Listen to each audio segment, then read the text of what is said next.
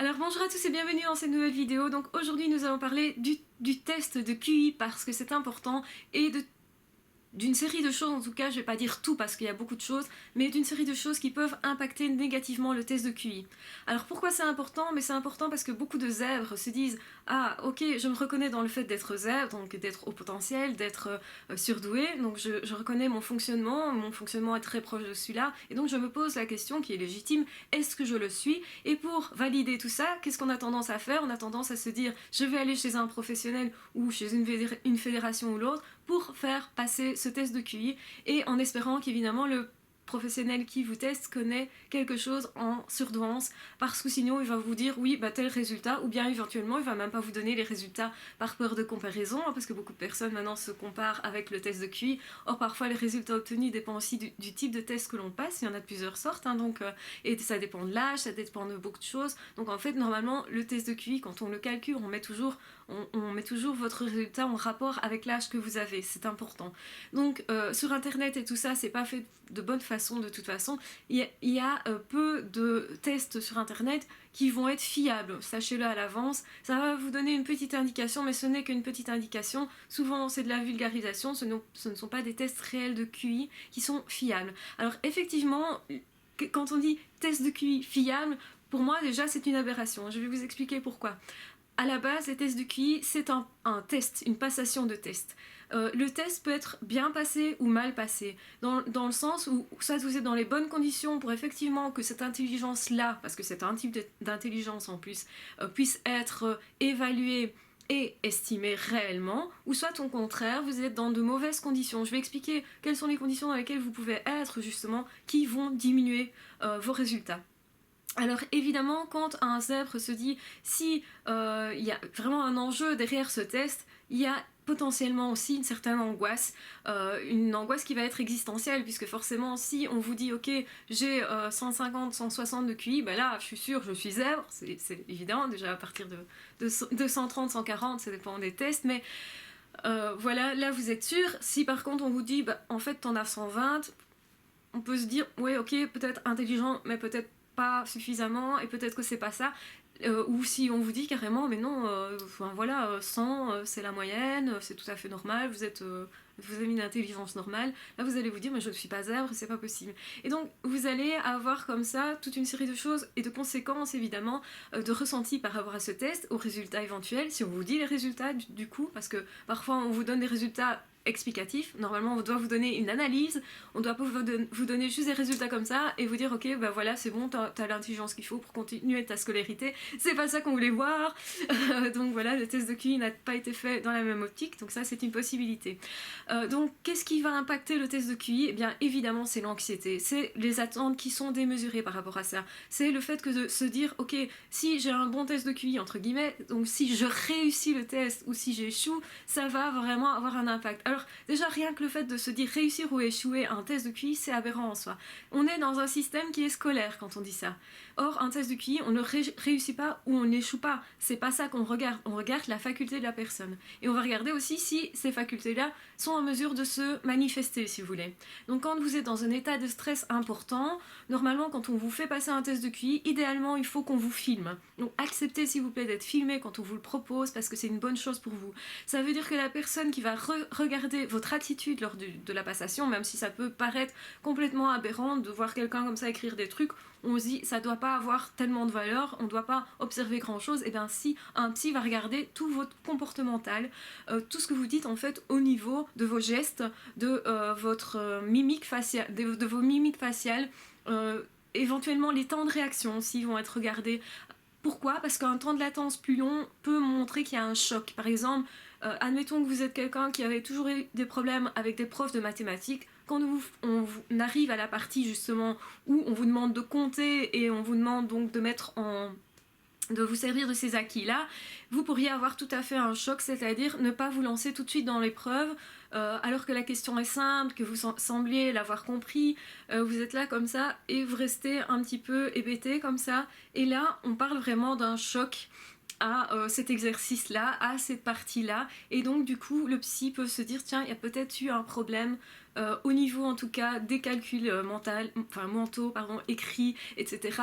Et on va aller voir si effectivement avec la personne, s'il y a quelque chose à creuser là-bas, s'il n'y aurait pas finalement un traumatisme, peut-être que justement il s'est passé quelque chose d'atroce dans le cours de maths et que c'est pas vraiment le cours de maths qui pose problème, mais ce souvenir atroce qui s'est passé éventuellement avant ou après, qui a été associé à ce cours.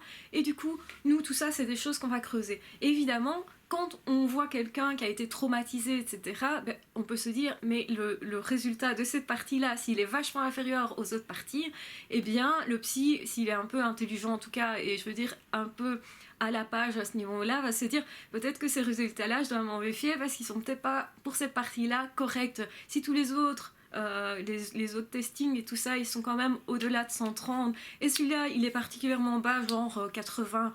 Enfin, si on le remet sur une valeur de 100, on se dit, mais c'est pas normal, il y a vraiment quelque chose qui n'est pas logique à ce niveau-là. Donc on va regarder, est-ce que c'est une question d'aptitude? Donc si ça se trouve, la personne a les aptitudes en question, mais ne sait pas les utiliser parce que justement, il y a un truc qui bloque. Et on va chercher quoi, évidemment, hein. Donc ça peut prendre aussi quelques séances de trouver quoi, d'arriver à ce que la personne s'ouvre et des choses comme ça. Mais là, voilà déjà un exemple qui fait que vous auriez des résultats en tout cas qui vont être amoindris. Si la personne qui évalue le test va simplement calculer en comptabilisant l'ensemble des parties et vous donner un score général, il n'aura pas nécessairement vu qu'il y avait une partie qui était très négative et d'autres très positives. Et ça déjà c'est une erreur. Normalement quand on vous évalue, on évalue vraiment vos différentes aptitudes et on va séparer les différentes parties et voir un petit peu vos réactions donc au niveau du film. Au minimum, on va vous enregistrer vocalement si il s'agit d'un test ou on peut vous le faire par oral si vous voulez. Donc ça s'explique, ça vous avez des tests comme ça au niveau du langage, au niveau, même des tests de personnalité, c'est très courant qu'on enregistre, mais pas nécessairement, on vous filme pas toujours, hein. Donc voilà, ça, acceptez s'il vous plaît, si on vous propose d'être filmé, sachez que c'est pour votre bien-être justement, et que c'est la preuve que la personne en face est certainement beaucoup plus professionnelle qu'une autre personne qui ne vous filmerait pas, et qui ne prendrait pas en compte justement toutes ces données-là, qui vont pas analyser jusque-là. Donc soyez plutôt confiants quand on vous dit je vais vous filmer, même si ça paraît complètement bête d'avoir un film qui parle de rien, on va dire. N'ayez pas peur de ça, c'est à vos avantages, et surtout demandez une analyse de ce qui a été constaté, ça c'est important.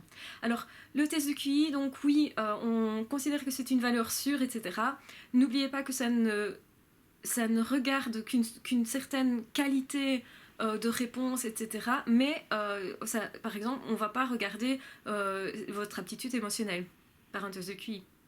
Donc n'oubliez pas qu'il y a d'autres types d'intelligence à côté, comme l'intelligence justement plus créative, plus artistique, elle n'est pas évaluée dans les tests.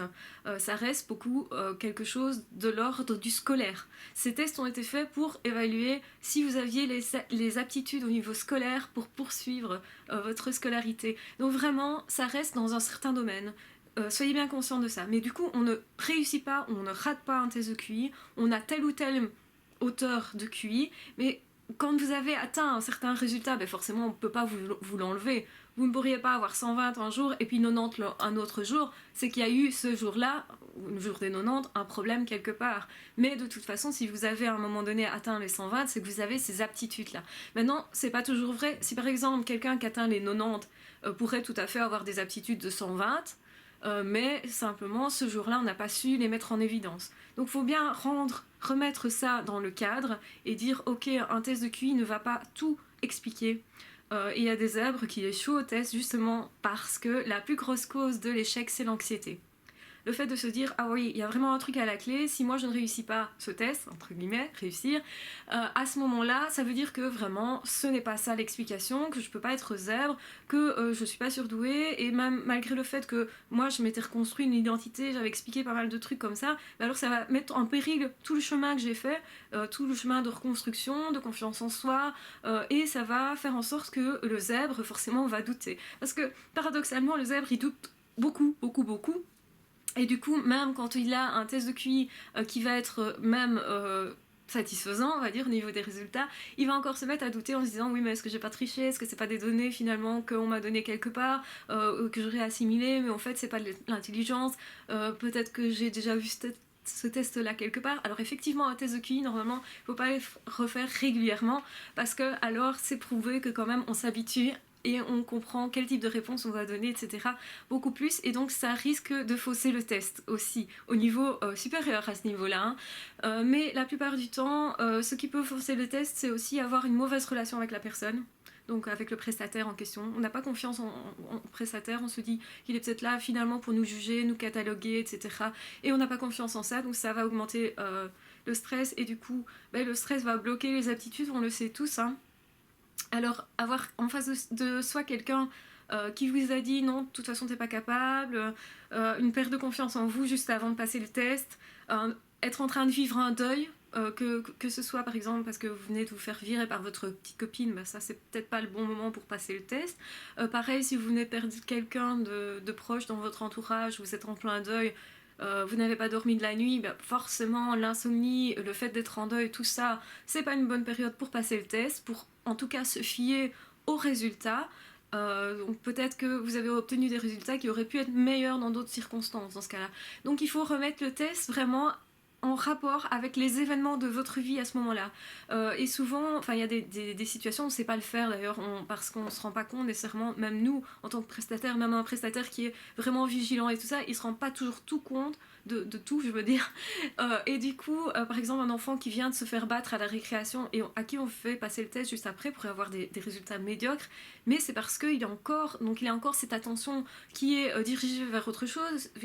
Il est peut-être en train de se dire qu'est-ce qui s'est passé, pourquoi j'ai provoqué cette colère, il est lui-même en colère, il n'arrive pas en fait à se concentrer sur les exercices du coup, parce que forcément ces sentiments sont là, et donc tout ce qui est émotionnel est vraiment très très important à prendre en compte aussi. Quelqu'un qui est très émotif justement, comme le zèbre, peut diminuer beaucoup ses résultats s'il est dans des situations de traumatisme, des situations où il vient de vivre des choses difficiles, ou même simplement des situations de manque de confiance en lui qui est important. Par exemple, justement, le fait qu'il se dit mais pour qui je me prends au final de faire ce test, et en fait c'est de l'auto-sabotage. Hein. Parfois c'est la personne qui va s'auto-saboter dans le sens où la personne connaît la réponse puis se dit mais attends t'es sûre, non mais attends je suis sûre que moi je suis pas sûre de toi, donc du coup il faut que je revérifie, et du coup là vous perdez du temps, forcément vous aurez moins de points parce que c'est chronométré, hein, vous le savez, et donc du coup vous allez moins facilement avoir un score intéressant alors que vous êtes capable d'autre chose. On voit ça d'ailleurs beaucoup si vous passez des tests, parce que parfois les entreprises font passer des tests de QI ou en tout cas de personnalité, souvent c'est remanié quand même, c'est pas pile poil les tests QI classiques, mais souvent dans ce cas là vous vous dites mince, est-ce que je vais avoir la place, et moi je voudrais bien travailler là, mais est-ce que je suis vraiment apte à, vous doutez de vous n'êtes pas nécessairement dans une situation bien zen on va dire, où justement il y a peut-être beaucoup de choses qui vous ennuient dans l'environnement, soit une personne qui n'arrête pas de parler, qui marche tout le temps autour de vous, qui n'a pas l'air super gentil avec vous, quelqu'un qui vient de vous agresser, ça peut être énormément de choses qui va perturber l'état, les résultats du QI. Or le QI normalement c'est quelque chose qui est plus ou moins stable toute la vie, donc c'est à dire que quand on évalue un enfant, un adolescent, un adulte, et bien normalement si on prend cette même personne et qu'on réévalue 10-20 ans après, on doit retrouver plus ou moins le même type de résultat. Quand on est zèbre, on le reste à vie, donc n'espérez pas qu'un jour vous allez devenir bête, à moins que évidemment d'avoir des maladies dégénératives, des accidents, des choses comme ça qui touchent l'encéphale, où là il peut y avoir des conséquences, je vais dire, importantes, mais généralement une intelligence se garde toute la vie.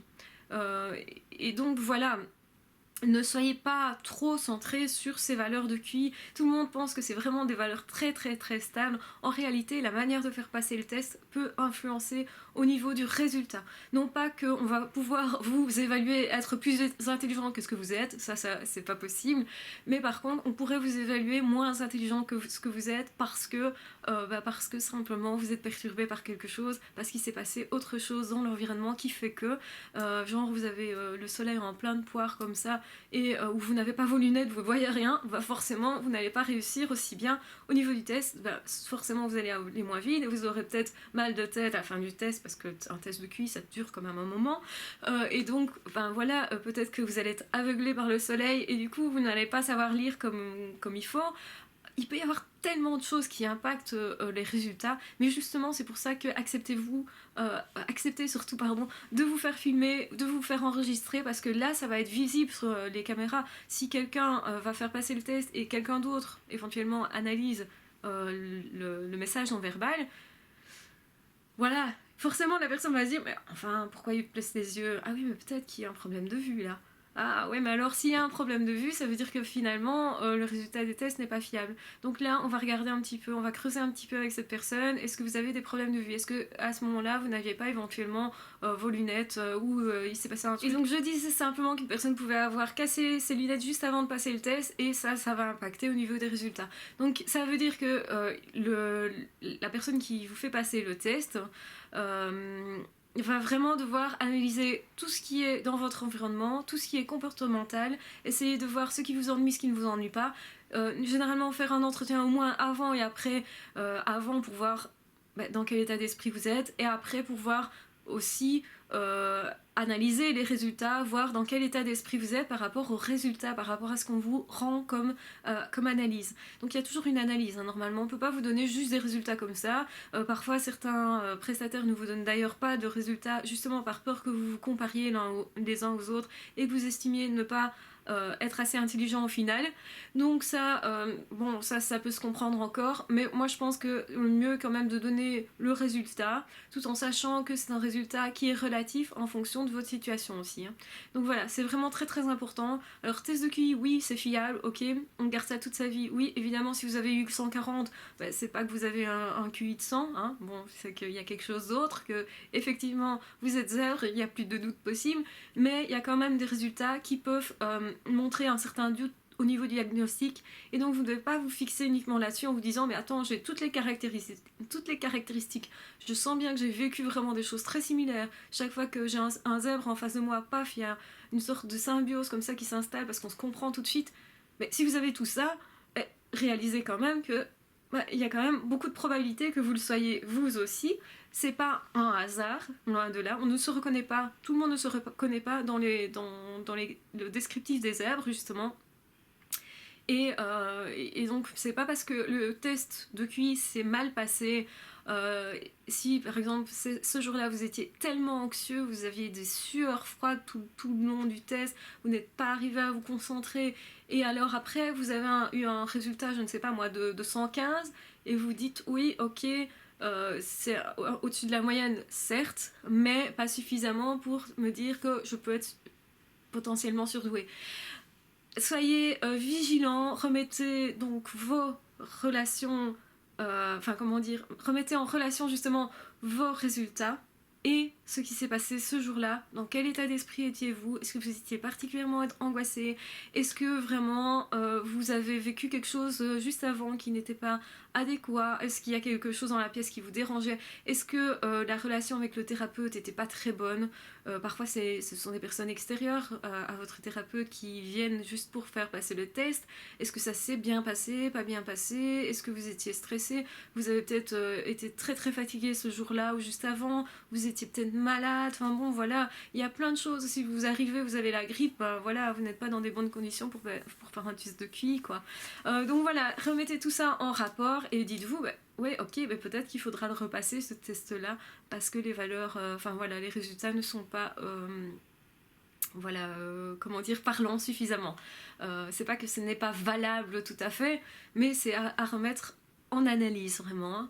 Donc soyez bien conscients de tout ça, c'est vraiment important. C'est pour ça que je vous en parle. J'espère que ça aura été bien compris. Je pense que oui, parce que là j'ai bien insisté. Voilà, je vous embrasse très fort, je vous aime très fort. N'hésitez pas à vous abonner à la chaîne si ce sujet vous intéresse, si celui des pervers narcissiques vous intéresse aussi. Donc n'hésitez pas aussi à commenter, liker, poser des questions, partager si vous pensez que ça peut aider d'autres personnes. Et de toute façon, je vous embrasse très fort et on se retrouve très vite pour d'autres vidéos. Ciao, bye bye.